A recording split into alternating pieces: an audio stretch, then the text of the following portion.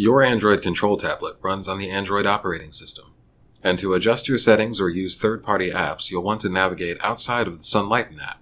You can always do so by pressing the circle icon in the middle at the bottom of the screen.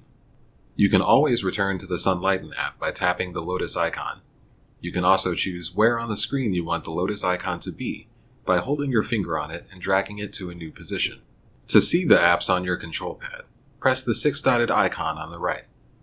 This opens your app tray. Among these apps, the gear icon will take you to the settings screen. To add a new application to your tablet, from outside the Sunlighten app, tap the Play Store icon. The Google Play Store is the primary official source for third-party Android apps.